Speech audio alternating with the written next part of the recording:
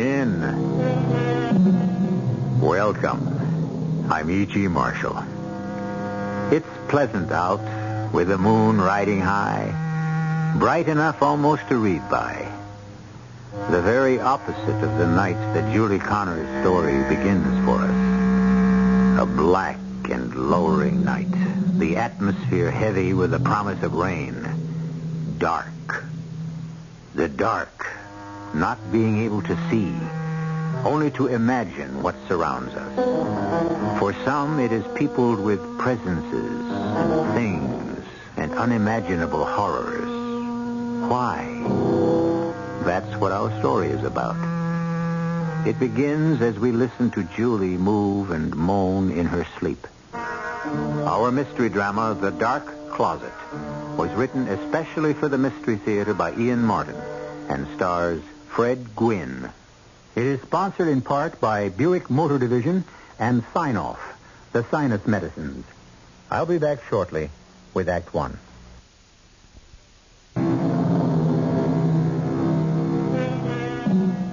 For the goblins will get you if you don't watch out. No American kid of my generation escaped the dire prediction of little orphan Annie, for whom James Whitcomb Riley had begun his poem prophetically with the words, "Came to our house to stay." I know for me she did. I can still remember the little boy who went to bed, and when they turned the covers down, he wasn't there at all. Or the little girl who says, "Two great big black things a-standin' by her side, who snatched her through the ceiling, for she knowed what she's about. For the goblins will get you if you don't watch out." I wonder what goblin holds Julie Connors in his thrall. Help me!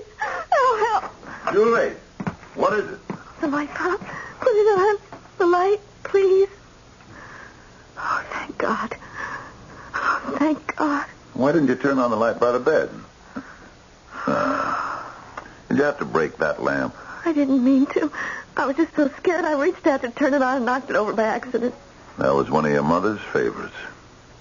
Pop, don't blame me too much. Someone turned it off. Someone meaning me. I told you time and time again, Julie. Waste not, want not. I looked in here when I got home and you were sound asleep. The lamp still lit. I only keep it that way this time of year when it gets dark so early. Just till I know you're home. Huh? Why? What are you afraid of? And you don't have to go to bed so early. I got nothing else to do. Oh, we're in town. You got the television. I'm tired of that old tube living other people's lives. I want to live my own. Yeah, time enough for that. I'm 17, going on 18. All the more reason you don't need lights on when you're sleeping. And stop having those nightmares. I reckon that's what it was again. Huh? Another one of them? Yes. What? Doesn't matter. Huh? Then I'll say it for you. The boogeyman again, I suppose. I swear, I don't know what I'm going to do with you, child. Child! That's the trouble. That's what you ain't anymore. Except in half the time you act like you was one. Maybe it would help, Pop, if you stopped trying to treat me like one. You think you're not? I'm in my last year of high school. And I've been keeping house for you ever since, Mama. We won't talk about your mother. Okay, Pop. All I meant to say was, if you can trust me to take care of the house, well, you could trust me to take care of myself. You work a 4 to midnight shift. I get lonely here nights. I could date, except... I don't want you dating, and I'm not around to meet the kind of guy you're going with. Not these days. The riffraff that's abroad. Because maybe a guy has long hair and wears old jeans should make so much difference. On the farm, all we wore was jeans. I just don't want to see you running around with trash. You was always a rebel, Julie. Don't try to be one here in the city. Think of your ma. That's the way you ought to turn out. Except that she... Can't you ever forget Mom? What? I mean, try to hide her away in the back of your mind. Like we all have to. And just think of today. Yeah, I can never shut your mother away. Yeah. I just wish you could learn to live like her. Make your peace with the world. Then maybe you could shut out these dreams that hurt you. Yeah, and hurt me, too. Maybe if I just had a little more freedom, In a couple of months, you'll be 18. I have no control over you then. But until you reach that birthday, I will not let you run wild like all the other kids. I promised your mother that before she died. Why don't you trust me, Pop? Leave me to make my own decisions. I can't. I promised Mary. She wanted only the best for you. She isn't here to find it for me anymore. Let me do my own finding. No, by heaven. I give my word, I keep it. Tim Sadler's asked me for a date tomorrow night. Yeah? I don't hear good things about him. You mean I can't go? I mean, you better not. I have 6 months left to bring you to your mother's image. I will do everything I can to make you that. But about your dream. Forget it. It doesn't matter anymore. I was just being a child, and I know it. I can see that it's time for me to grow up. Good night, Pop. You need your sleep. Me too. Yeah. You sure you're okay? Don't worry about me. Sweet dreams. Yeah, that's all any left for me. I just wish I could make sure there was a whole lifetime of them ahead for you. Well, I'll turn off the light. No. I'll get it. I have to go to the bathroom. All right, then. Pop, Huh? I love you. Sure.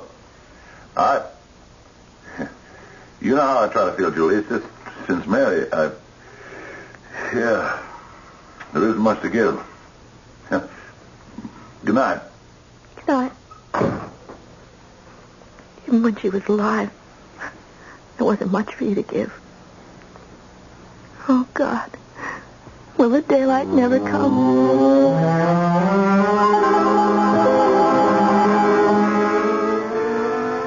Hey, you look pretty freaked out there, my old lady. Thanks for the lift, and I'm not your old lady. Oh, these last few weeks, I thought we were finally going to begin to make it. Oh, Tim, it's not you, it's... I know. Your father. No, not that so much. Something else. Well, what? Oh, something I can't explain. Maybe you ought to dump me. I'm not any good for you. Well, you have been stringing me along there. What's got you down? Sneaking out with me nights behind your old Dodo's back? I don't like it, but what other way is there? Still expect you to sit home and knit or something, huh? What's the way he was brought up? And Mom, they were fine people. Your mother's been dead for 6 years, hasn't she? Yeah, that's the big hang-up, really. Pop goes overboard about trying to, protect me like he thinks Mom would have. Oh, forget it. Look, we still got a date for tonight, right? Oh, sure. I even tried to tell Pop about going out with you when he came home. When he blew a gasket, I let it go. I didn't want to upset him. Upset him?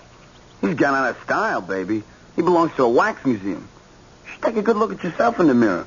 You got circles under your eyes like some old broad of 30. I told you, that isn't Pop. It's just this crazy nightmare I have all the time. Oh, yeah. Well, okay. Listen, I tell you what. You're going to get a good sleep tonight.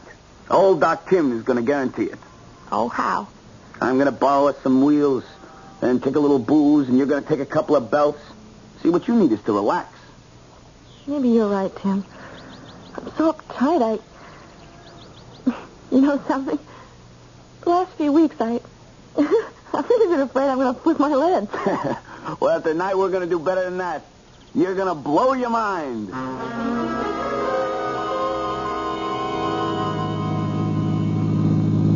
Gee, where'd you get a car like this? Presto, presto, jingle, bingo, Marvel the magician. I wave my magic wand and... Tim, you've been drinking. How could you tell? Hey, open the glove compartment. Oh, fizz of liquor. Where'd you get that? It's all in the family, kiddo. Where my old man pours it down, he'll never miss one bottle here or there. And the car's my Uncle Joe's. Go ahead. Take the bottle out. I don't want any. You shouldn't have any more. Oh, come on. I'm just putting you on. I only had one little drink. And as I remember, you promised you were going to join me. Okay, why not? Right out of the bottle? I got no glasses. Okay, here it goes. Hey, it's almost empty. Did you? No. I didn't dare sneak a full bottle. Go ahead. Come on, kill it. No, I just want a small sip. Where are we going? Starland. Live it up big. All the rides, the games, the disco. Fine liquor, Starland. What are you going to use for money? That is no problem. What are we slowing down for? There's a liquor store up ahead of you. Oh, why don't we forget it? I don't want any more. Baby. Don't you remember tonight's the night we're going to open up your skull and let all those little men out? You just keep it running. I'll be right back. The street is so deserted. Oh, yeah. Turn on the radio. Keep you company. Okay.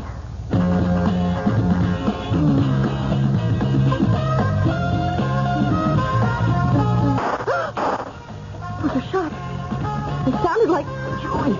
Oh, my... Julie. Tim. Julie. Tim. Help me. Hey, Tim, what happened? Hold me. I can't stay. You gotta get to the car. Come here. All right, I've got you. Tim, that's a gun. You got a gun. Give me that. What's he doing with a gun? That's a car. Oh, my... Oh, Tim. Oh, Tim, can you hear me? Oh, this car. Get rid of the gun. Tim, how can I get Okay, sister, all right, just drop your guns. It isn't mine, officer. Drop it. Okay, Jake. Get inside the liquor store and see what happened. I'll handle this end of it. Now put your hand behind your back. But, officer, I think... Do you want your sidekick here to bleed to death? Now behind the back. All right. Oh, no. I'm no, sorry. please don't. I'm sorry. You play rough games, you've got to take what comes with them. Now come on, over to the car. I've got a radio emergency for an ambulance.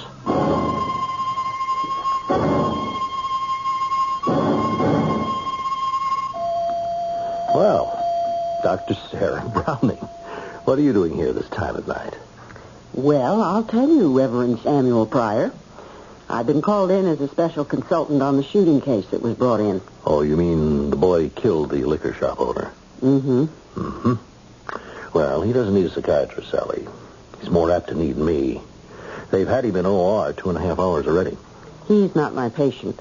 The little girl who was with him. Well, they took her back to the station house for questioning. And to lock her up. Only she didn't stay locked up.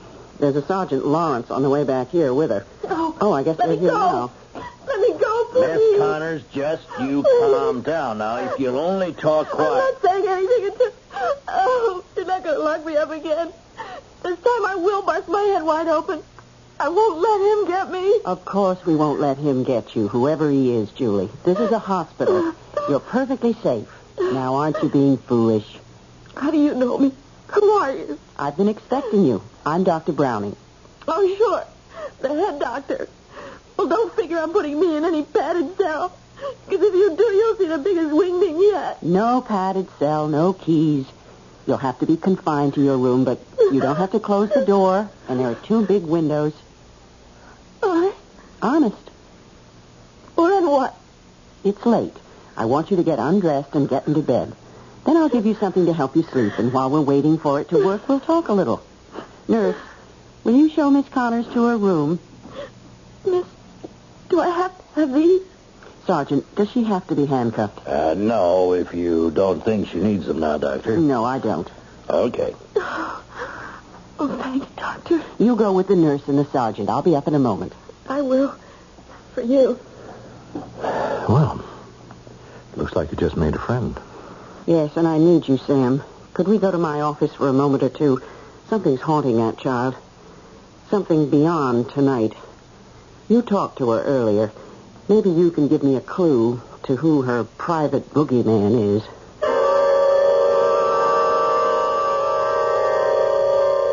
It's so easy for all of us, no matter how sure we think we are, to panic at what we don't understand.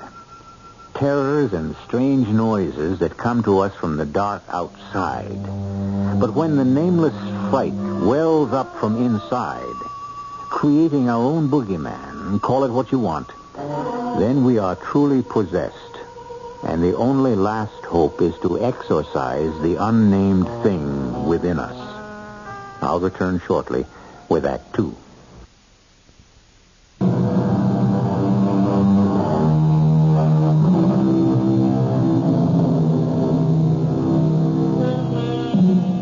Exorcism is a convenient, old-fashioned word. It conjures pictures of the damned or possessed writhing under the influence of some foul demon. It once was the sole province of the religious. and even in modern terms still is. But it is well established by now that the psychiatrist is equally important, and church and medicine work as partners, like the Reverend Sam Pryor and Dr. Sarah Browning. So the police want a psychiatric evaluation of Julie Connors. They were holding her for bail and locked her in a cell, and she went berserk.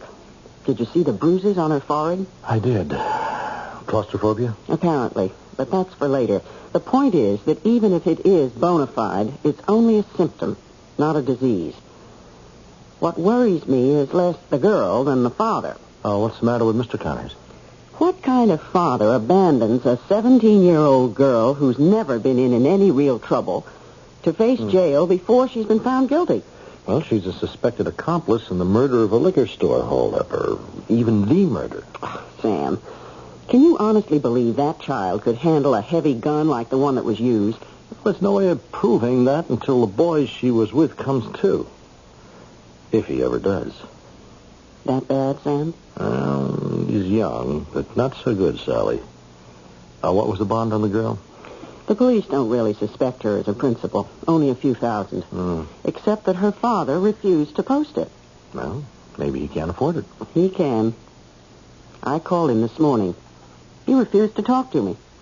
Do you seriously imagine that my winning personality might succeed where yours failed, Doctor? You might apply a little occupational leverage. The father is a deacon at the Plainview's church. Oh. Of which the minister happens to be a close friend of mine. Sam, I can't judge the girl without knowing something about her background, her history, her life. There isn't time for deep analysis. Her father is the only one who can tell me quickly. Oh, no mother or relatives? No mother, no relatives close enough to be of value. I know it's an imposition. Well, not when you ask me, Sally. You give me the address, and I'll go and beard your lion in his den.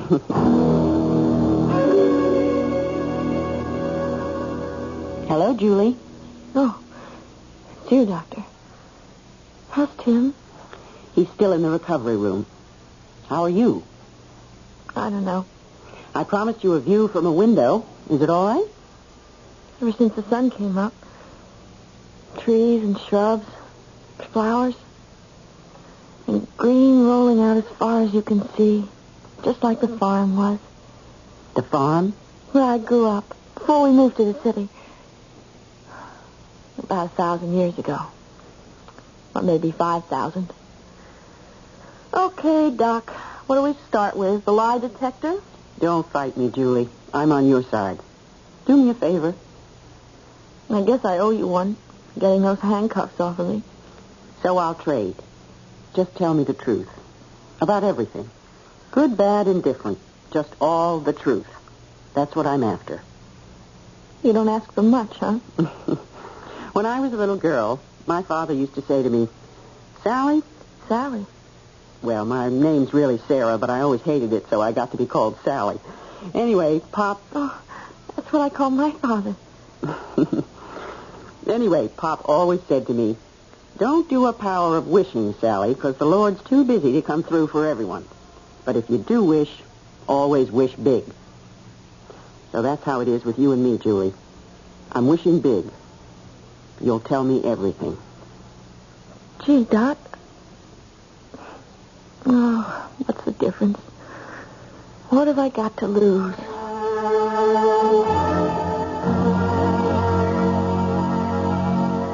So Tim was just like any other boy.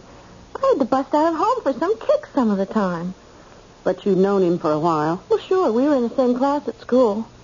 You weren't surprised when he picked you up in a car this time? Sure I was. Especially when he said we were heading for Starland Park. You know, the rides and all. And he wanted to go to the discotheque. I just didn't feel right. He never had money like that before. But you went. Yeah, I went. I was ready to go anywhere that night, I thought. I even had a drink. Now, I don't usually because it makes me feel kind of dizzy. But I thought it might chase away the guy that follows me. Go on. Tim had an almost empty bottle. He gave me a drink, and he said he wanted to stop and get more. Tell me about the man you say follows you. I don't want to talk about that. Then don't. Tell me more about what happened. Well, we stopped at this liquor store, and Tim left me in the car. He told me to turn on the radio. I heard him throw away the empty because it broke and smashed in the street. I didn't like that. Why? Well, things should be tidy and neat. Mom always... Well, I was listening to the radio, and then these two noises. I just couldn't believe they were shots. When Tim came out, he was all bleeding. He could hardly stand up, and then, I don't know, the police came, an ambulance. They took Tim away to the hospital and needed a station house. And booked you as an accessory. Yes. Do you know the charges? Well, robbery and... You didn't know Tim was driving a stolen car. No. He said it was his uncle's and he lent it to him. Why are you asking me all these questions? Well, some of them I'm asking because I felt you'd rather have me do it than the police. Well, why doesn't Tim tell him the truth? Julie, dear, Tim is still unconscious. He can't talk. And Tim isn't my interest. You are. Tell me more about the police station. Oh, I don't know. Things took forever. They came, took my fingerprints, and then they put me in a cell and locked the door. Yes? Well, they turned out the light. I tried to tell them not to because my pop was coming. I asked them to call him. They just didn't pay any attention, and suddenly the wall... He was there. I knew he was going to get me. I just screamed and screamed. The police lady came. I told her to get my pop to get me out of there. And what did she say? She said he'd been there, and he wasn't going to let me out. I'd have to spend the whole night. That's when I went bananas. I beat my head against the wall in the bar. And, I don't know, everything just went black. And when you woke up? They were bringing me in here to the hospital. I met you. All right, Julie. Just a few more questions. Sit on the bed. Okay, dear? Okay. Why don't you just lie back? That's right. Look, I know you've been through a bad time. A jail would scare the daylights out of me. But why would it drive you up the wall the way it did? Because it was just like when I was a kid. And I'd get locked in the closet. To punish you? Yes. Who? Who what? Who locked you up? My mother. And inside in the dark you were terrified? I always thought I'd choke. There wasn't any light. You couldn't see. The walls. You could just feel them. You could feel them moving in. I closed my eyes. I always hoped my own private dark wouldn't be as scary as the other. And the other would come. The other? First I could hear his breathing. Oh, and his voice.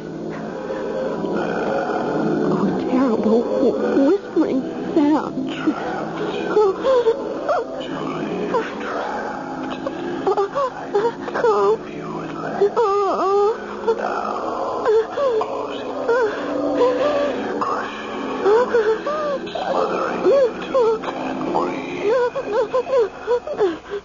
But how did you know that this boogeyman wouldn't get you? Oh, I always knew Pop would come to set me free. And he always did? That's right, except this time. Oh, how could he do that to me? How could he leave me shut up when he loves me? Just the way I love him. How could he let me be there alone to be swallowed up by the dark forever? All right, Julie. It's going to be all right. Don't worry, we're going to get you all straightened out. Oh, Dr. Browning, I'm so afraid. We're all afraid, Julie, of so many things. If I asked you to call me Sally as I called you Julie, would that make it easier? Oh, you're so kind. I do trust you. Whatever you say. But I just want my Pop. I know you do. Sally, please, don't let him walk away from me. If he did, I couldn't live. You don't think he really will, do you?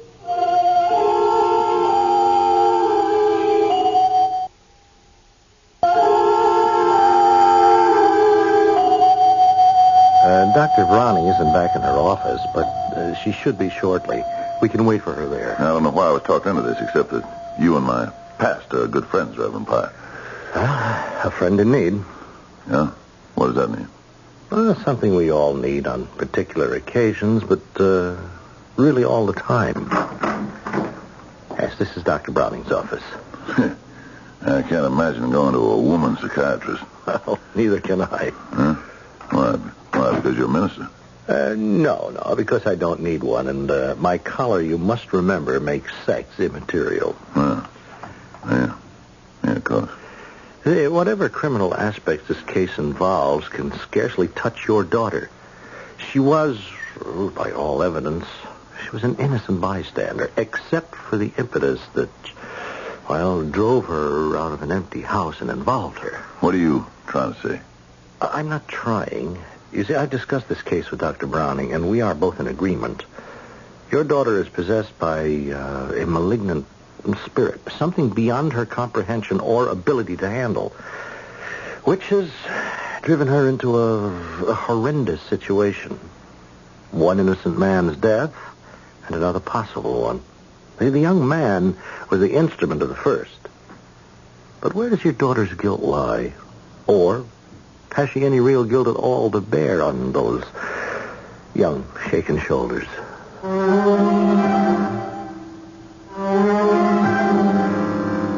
The holdup of a liquor store goes wrong. The owner is shot to death. A boy is the apparent murderer. A girl with him, a possible accomplice. What peculiar twist of fate put her there? What punishment or resolution should come from the circumstances? We will leave you to judge that after I return shortly with the third act.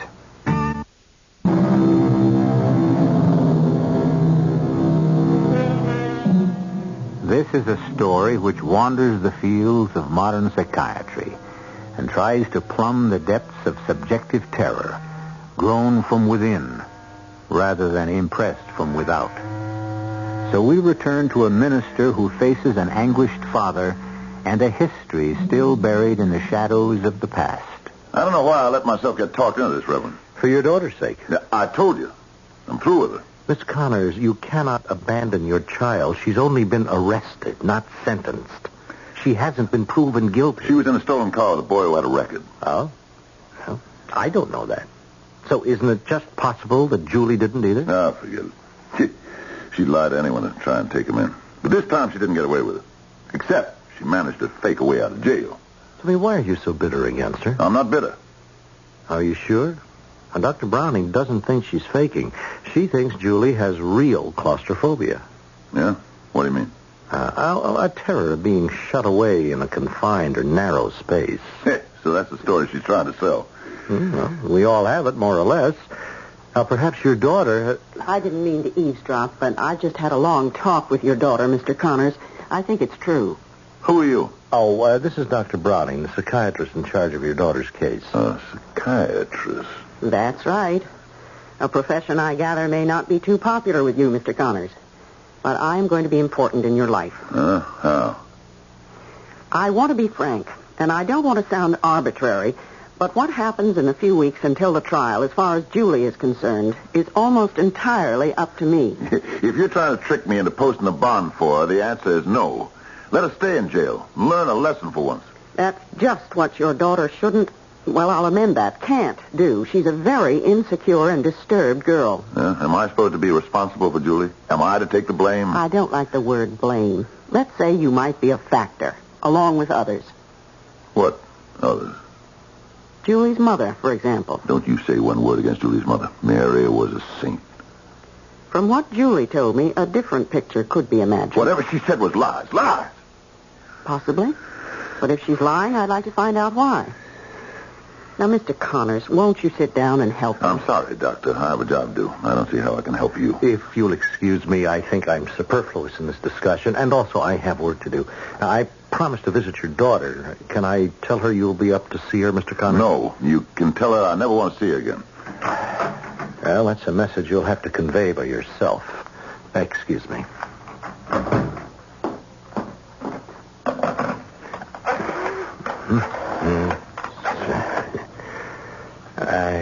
Reverend Pryor. Is this intensive care? Yes, I want to ask about Tim Sadler. The boy who was shot in the holdup. Ah, I see. Well, if there's any change, I'll be on 4:50. Would you notify me, please, immediately? Yeah, thank you.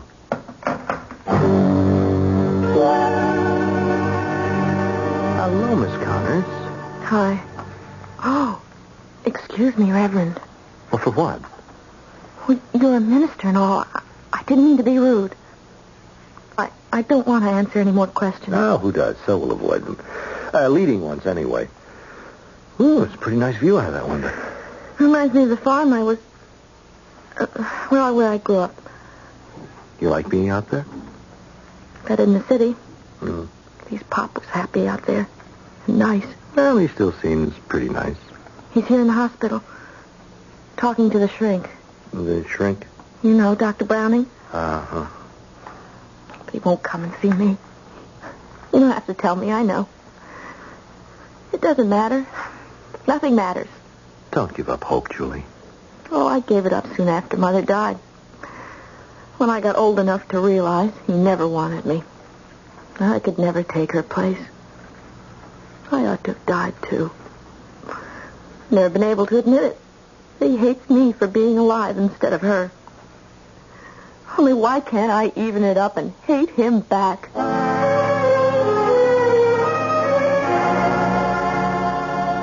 And I don't mean to pry, but you did love your wife very much, Mr. Connors. My life began and ended with her. She returned that love. Oh, yes. Mary loved me. Is that why she resented it when Julie arrived? Mary resent Julie? She loved her. And you? Of course. Who doesn't want kids? Oh, sure, on a farm, maybe I was kind of disappointed it wasn't a boy. Farmer needs a boy more than girls, but that was only at first. At first? Well, there was things went wrong. We weren't to have any more kids.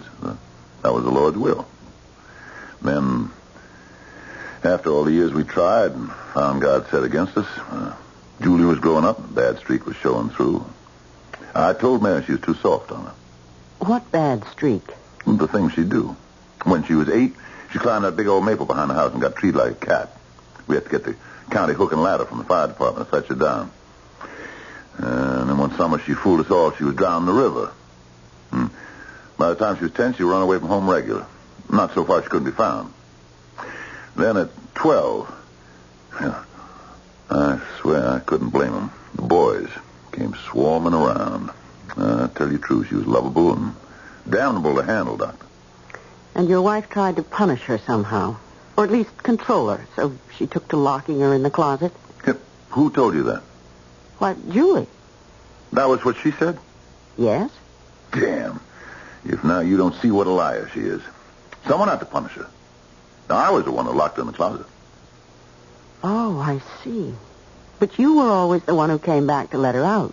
Up till now, Doctor. But I'm not bailing her out anymore. As a father or a bailiff. This time she brought her whole problem. And she can stay in the closet for good. Mr. Connors, I want you to listen to me. No, ma'am. You can take up for Julie all you want, but you ain't going to change my mind. I'm not taking up for Julie. I'm taking up for both of you. Huh? And I'll thank you not to call me ma'am. I am Dr.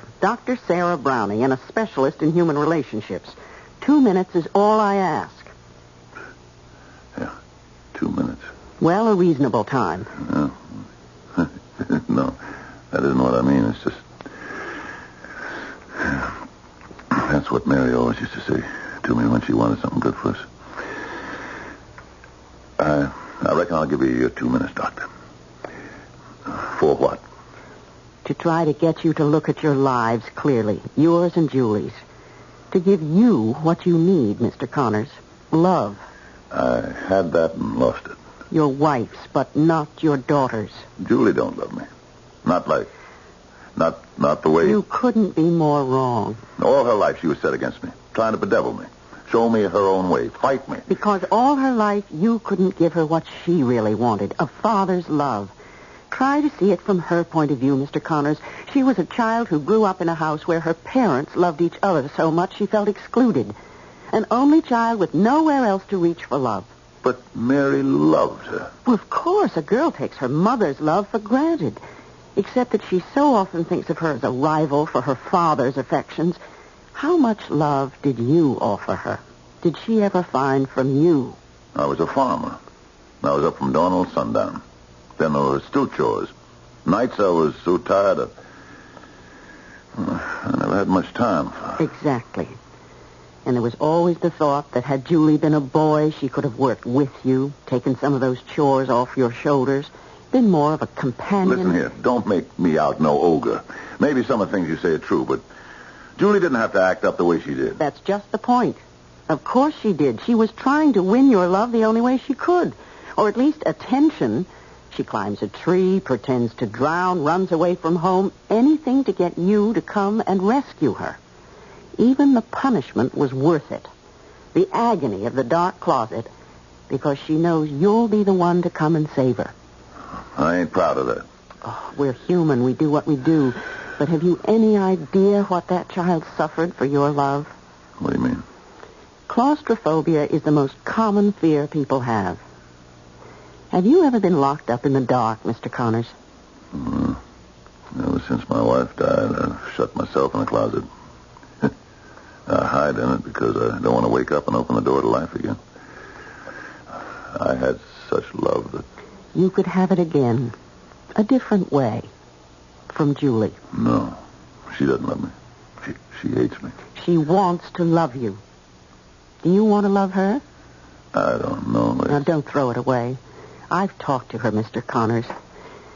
Do you know about the boogeyman? Oh, that childish nonsense. Yes, childish, perhaps, but not nonsense. Imagine. Just shut your eyes and try to think back to your kid years. Thrust into inky blackness, the key turned, no escape. The gradual feeling that the air was getting too thick to breathe. Above all, the dark.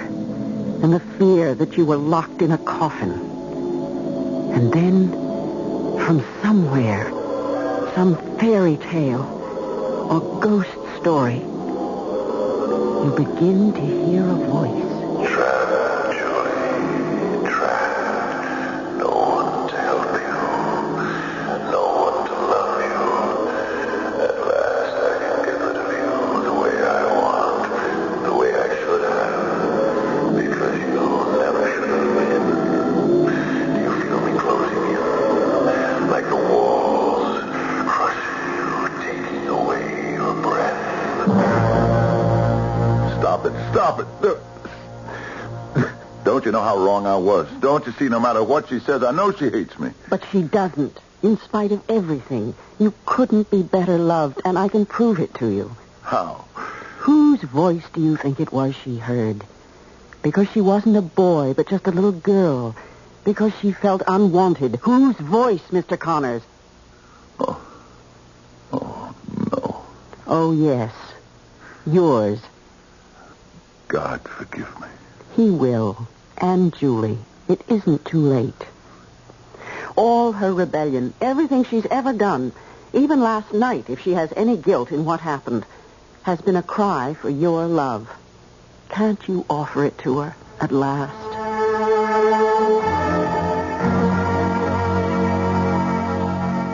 Pop. Julie. I thought you'd... I never thought you'd come. Yeah. Well, about time. I didn't rob anybody, Pop. Honest, I didn't. I had no idea. It doesn't matter, hon. All I know is you're released from the hospital and you're getting dressed. And you or me are going to the police station to post that bond. And then we're going home. And no matter what happens, I'm going to fight to keep you there. Oh, Pop. Pop, I don't know what to say. Neither do I much. It ain't going to be easy. So many years to make up for. You could just one way. With one move. What? Could you just hold out your arms? Julie, my little girl. Oh, Pop. All my life. Just this. It's all I ever wanted.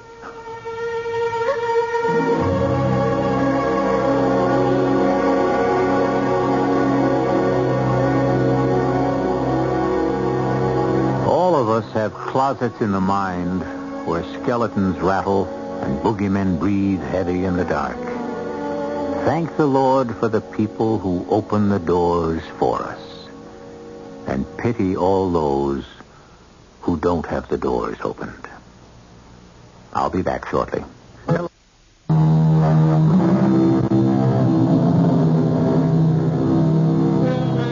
Well, Julie and Seth Connors made their peace the hard way.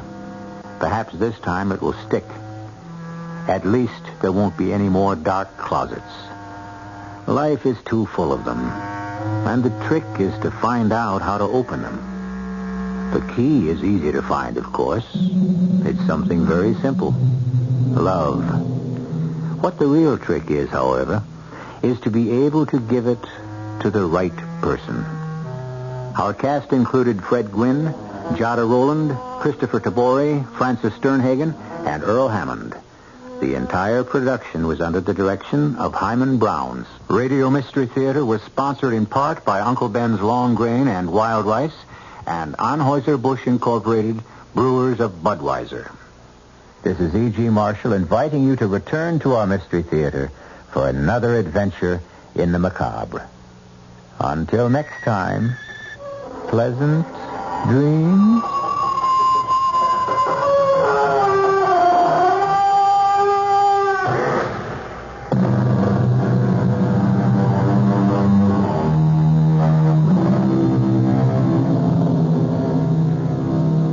Tonight's WOR Mystery Theater was also brought to you in part by ShopRite Supermarkets, where you get a lot more for a little less.